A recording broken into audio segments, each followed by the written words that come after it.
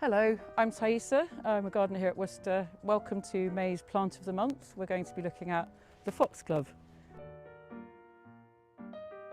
So the foxgloves we have here in the herbaceous border are all variants of Digitalis purpurea. As the name suggests, that's purple, but actually they've been bred into lots of different colours. So a creamy yellow, yellow fading into purple. You get a much darker purple closer to the like the native natural colour.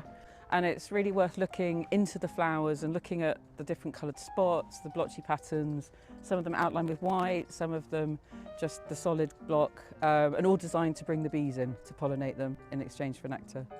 So just looking a bit closer at the shape of the flower, it's designed in quite a clever way.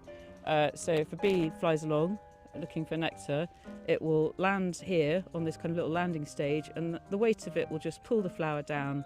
And as the bee approaches the nectar at the back, it will get pollen all over it, ready to go to the next flower. So I'd stop and look at this plant here, which in some ways is similar to a foxglove.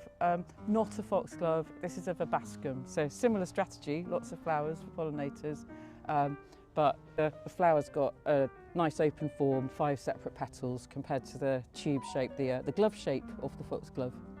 So one of the great jobs a foxglove does for us here in the border is it gives us loads of height. So at a time when the rest of the border is just emerging, they give us these beautiful spots of colour all the way down. So here's another lovely tall coloured spike. Again, not a foxglove. This is a lupin.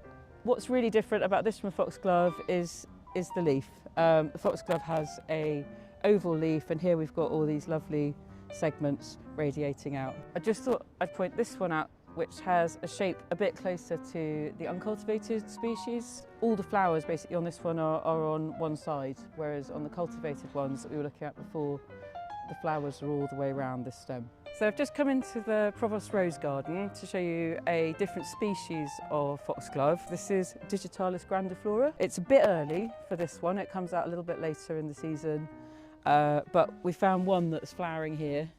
And it's not quite the dramatic spike of the foxgloves in the herbaceous border, but you can see it's got the same basic shape.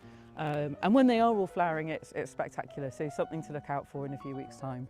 So this is a variety called Dalmatian peach, and it is a lovely peachy colour and does look almost good enough to eat, but please don't. Digitalis is very poisonous. It's used as a heart medicine in very controlled doses, but actually eating any part of it is potentially lethal. So look, admire, and don't eat it, please.